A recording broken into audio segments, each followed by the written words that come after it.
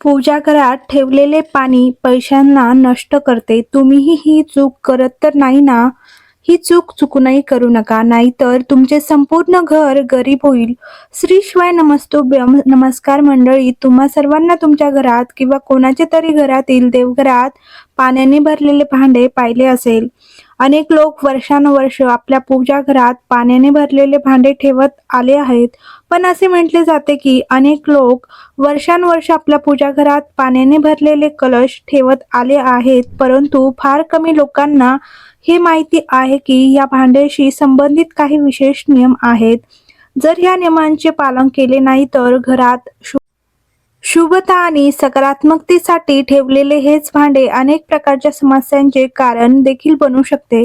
आता हे सामान्य वाटू शकते, अगदी लहान गोष्ट ही खूप महत्त्वाची असते.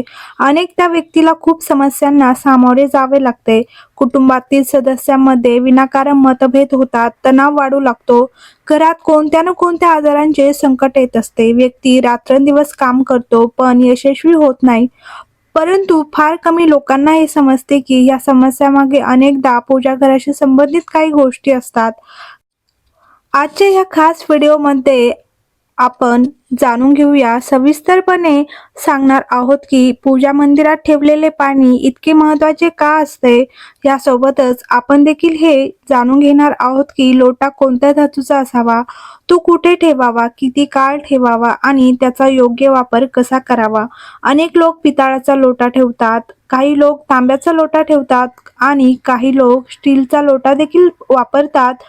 प्रत्येक धातूचा प्रभाव सारखाच असतो, हाच नियम प्रत्येक व्यक्तीला लागू होतो का? पूजा खोलीत ठेवलेला प्रत्येक लोटा शुभ परिणाम देतो का? आज आपण ह्या सर्व गोष्टी सविस्तरपणे समजून घेणार आहोत. जर तुम्हाला ही माहिती आवडली असेल तर व्हिडिओला लाईक करा, चॅनलला सबस्क्राईब करा आणि कमेंट बॉक्समध्ये ओम नमः शिवाय, हर हर महादेव नक्की लिहा. यासोबतच काही भक्तांचा असा प्रश्न असतो, आम्ही रोज पूजा करतो, देवाची पूजा करतो, मंदिरात जातो आणि तरीही शांती का मिळत नाही? तरीही आपल्या जीवनात सुख आणि शांती का येत नाही? इतकेच काय, पूजा करूनही समस्या का संपत नाही? तर आज आपण या सर्व प्रश्नांची उत्तरे जाणून घेणार आहोत. यासोबतच पूजा घरात ठेवलेला दिवा देखील खूप महत्त्वाचा मानला जातो.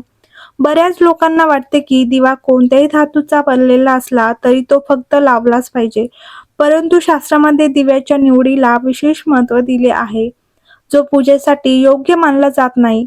दिव्याची निवड देखील तितकीच महत्त्वाची आहे. अनेकदा एखादी व्यक्ती नकळतपणे असा दिवा वापरते जो पूजेसाठी योग्य मानला जात नाही. दिव्याबद्दल बोलायचे झाल्यास त्यात वात, कच्च्या धाग्याची वापरणे उत्तम किंवा साधी दोरी वापरली जाऊ शकते का?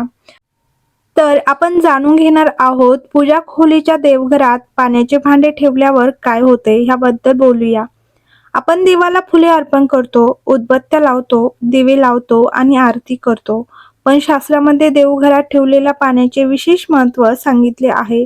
ते केवळ सामान्य पाणी मानले जात नाही. म्हणूनच असे म्हटले जाते की रोजच्या पूजेच्या वेळी मंदिरात पाण्याचा कलश ठेवला पाहिजे.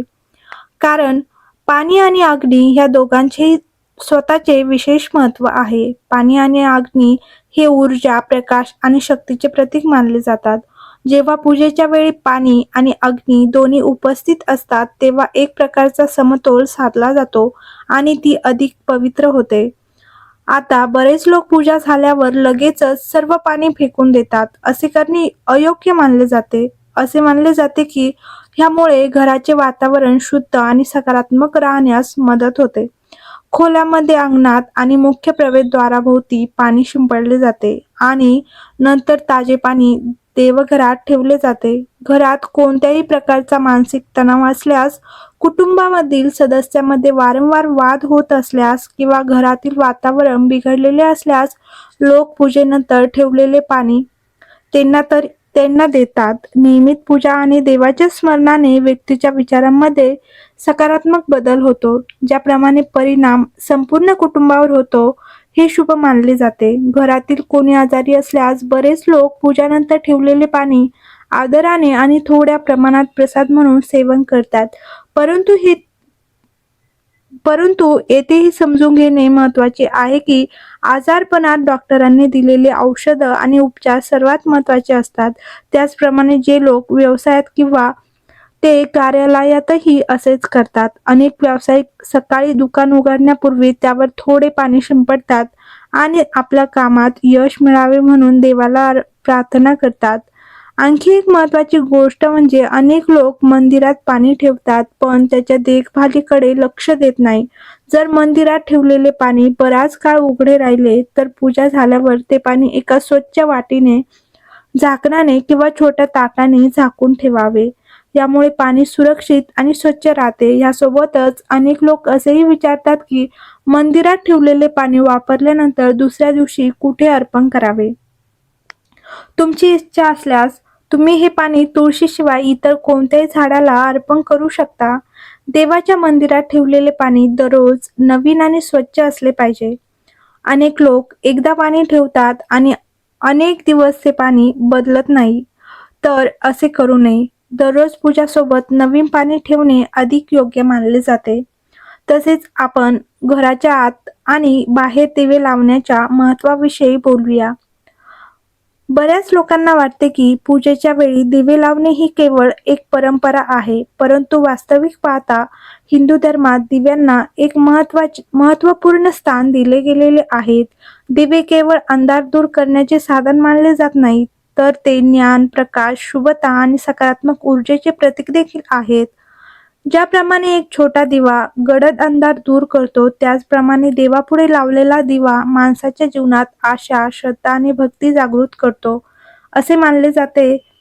धर्मग्रंथामध्ये असे म्हटले जाते की घरात दिवा लावल्याने केवळ प्रकाशच मिळत नाही, तर वातावरण अधिक पवित्र आणि पुण्यमय होते.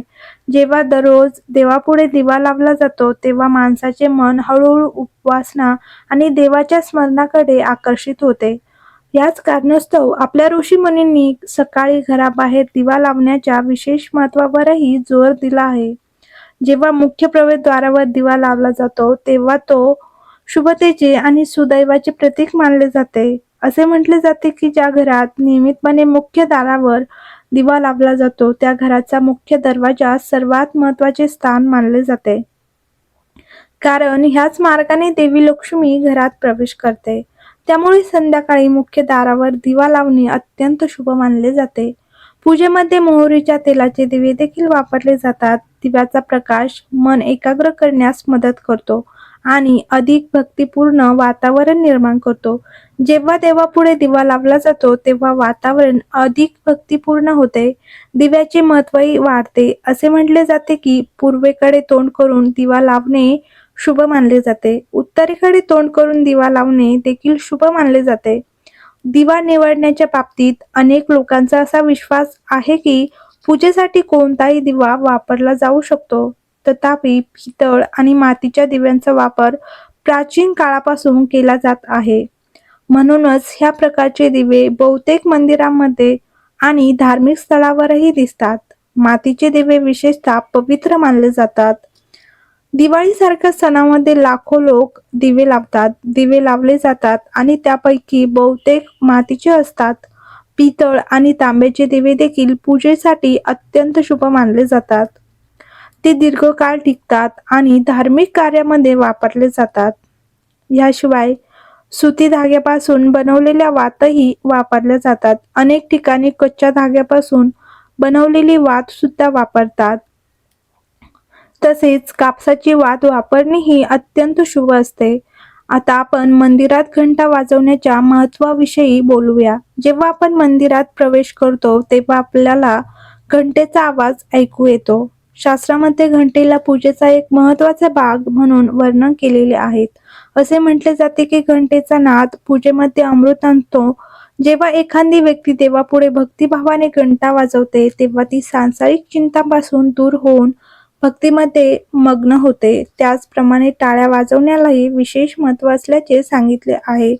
उत्साहाने स्तोत्रपठण करताना, सामूहिकपणे देवांच्या नावाचा जप करताना टाळ्या वाजवणे आणि सत्संगामध्ये टाळ्या वाजवण्याची परंपरा लक्षात ठेवली पाहिजे. धार्मिक वस्तूचा वापर नेहमी आदर आणि सन्मानाने केला पाहिजे.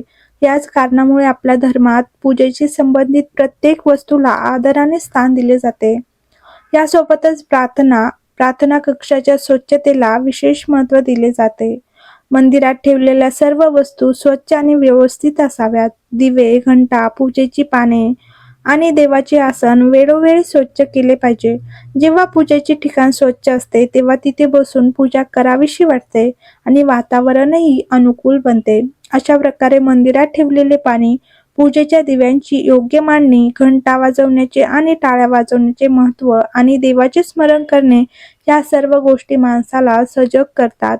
जर तुम्हाला ही माहिती उपयुक्त वाटली असेल तर व्हिडिओला लाईक करा आणि चॅनलला सबस्क्राईब करा आणि कमेंट बॉक्समध्ये ओम नमः शिवाय लिहा. भगवान भोलेनाथांचा आशीर्वाद तुमच्यावर आणि तुमच्या संपूर्ण परिवारावर सदैव राहो. धन्यवाद.